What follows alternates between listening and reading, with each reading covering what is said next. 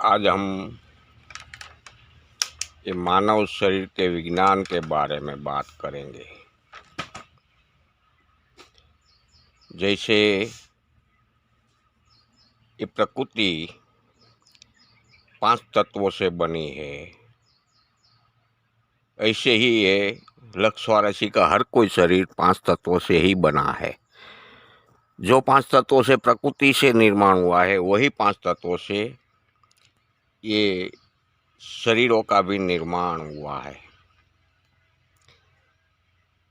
और वो शरीर का 5 तत्वों से जो बनाया है, इसमें महत्व का 5 कोश कहा जाता है। वही 5 कोश से ये शरीर के अंदर समाया हुआ है। सभी कोश का पहले मैं 5 कोश क्या क्या है वो बता देता हूँ। पहला कोश है अन्नमय कोश, दूसरा कोश है प्राणमय कोश, तीसरा कोश है विज्ञानमय कोश, चौथा कोश है आनंदमय कोश,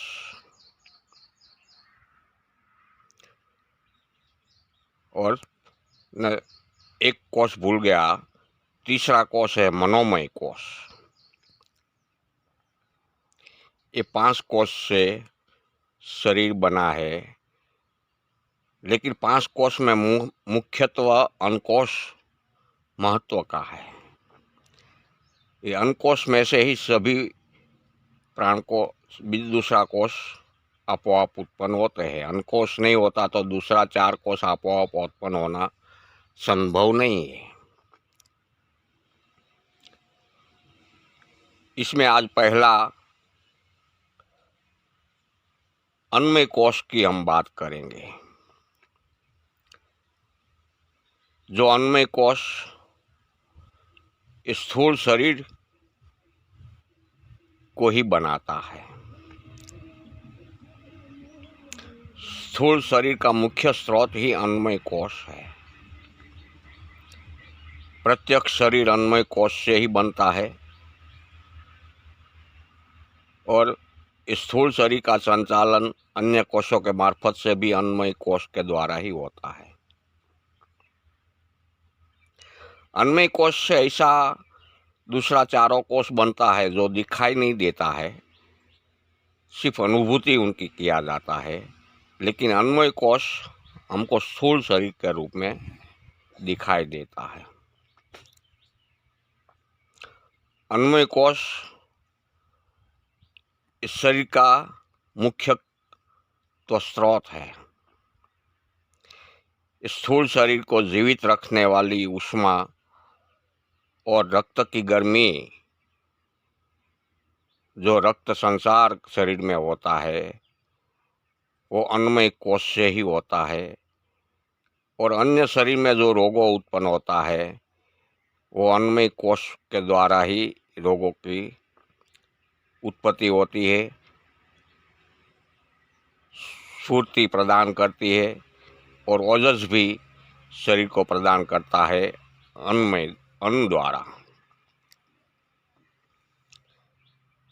ध्यान धारणा के मार्फत से या तो संकल्प के मार्फत से सभी चक्रों में जो ऊर्जा प्रदान होती है, उसका मुख्य स्रोत अन्नमय कोश ही है।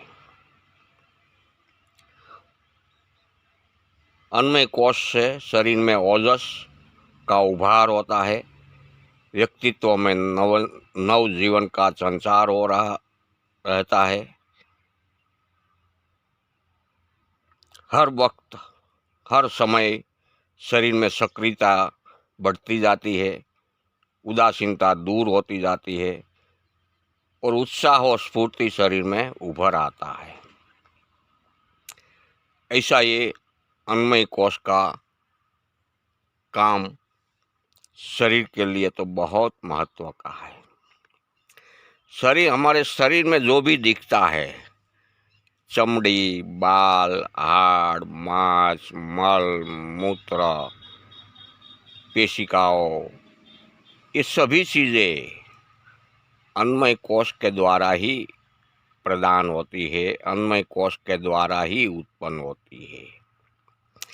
अन्नमय कोश द्वारा ही ये नया शरीर बनता है, क्योंकि माँ के गर्भ में जब नया शरीर का निर्माण होता है तो माँ का शरीर भी अन्नमय कोश से ही बना है। उनके पिता का शरीर जिसने रजबूंद दान दिया वो भी अन्नमय कोश से ही बूंद बनाकर दान में दिया है।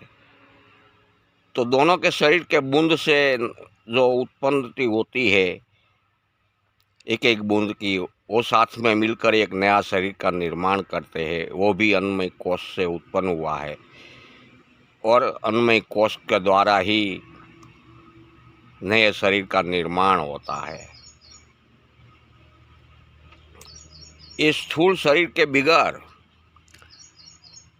कोई भी काम स्थूल जगत का है या तो सूक्ष्म जगत का है होना संभव नहीं है।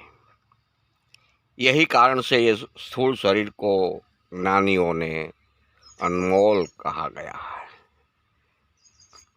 कोई भी साधना करनी है तो स्थूल शरीर होगा तो ही साधना होगी। अगर स्थूल शरीर नहीं होता तो साधना कैसे आप कर पाओगे।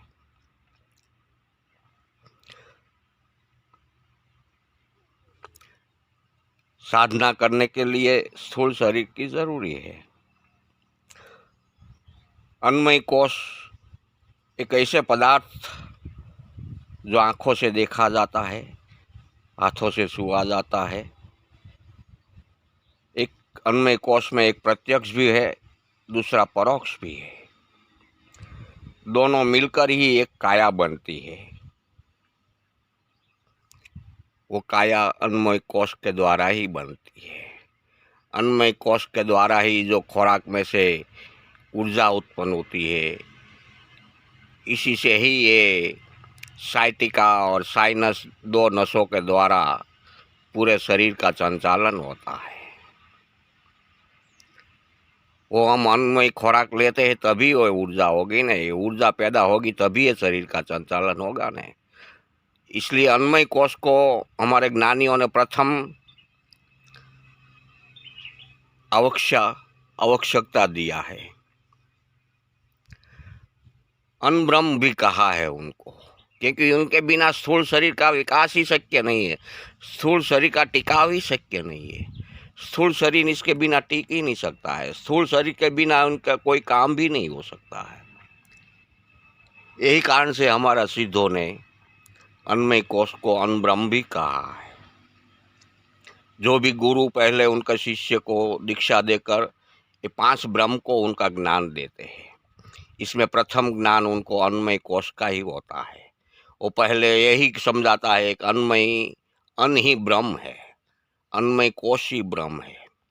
लेकिन वो अन्नमय कोश का पूरा उनका संपूर्ण रीति से ज्ञान दिया जाए तब आखिर में गुरु उन शिष्य को ये भी कहता है कि अब ये अन्नमय कोश दान नहीं है, अब ये दूसरा ब्रह्म है। दूसरा ब्रह्म होता है प्राणमय कोश।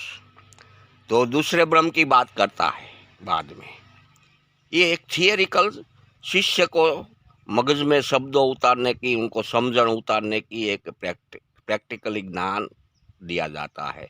इसलिए उनको क्रम वाइज उनको पहले किया जाता है कि अन्नमय कोश अन्न ब्रह्म है, बाद में प्राणमय कोश के द्वारा प्राण ब्रह्म है, बाद में मनोमय द्वारा मन ब्रह्म है, बाद में विज्ञानमय द्वारा विज्ञान ब्रह्म है, बाद में आखिरी आनंदमय कोश का इनको ज्ञान दिया जाता है।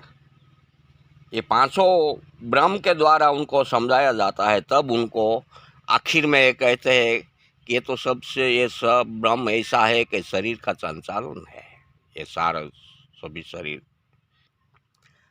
आखिर में वो अखिल ब्रह्मांड का जो ब्रह्म ज्ञान है उसको सही ठहराकर उसी का ज्ञान देते हैं। तब सारी बातें शिष्य को समझ में आती है कि 5 कोश जो शरीर के द्वारा उत्पन्न होता है खुराक के माध्यम से, तब उनको शरीर का विज्ञान धीरे धीरे समझ में आता है। इसके पहले शरीर का विज्ञान समझना बहुत कठिन है।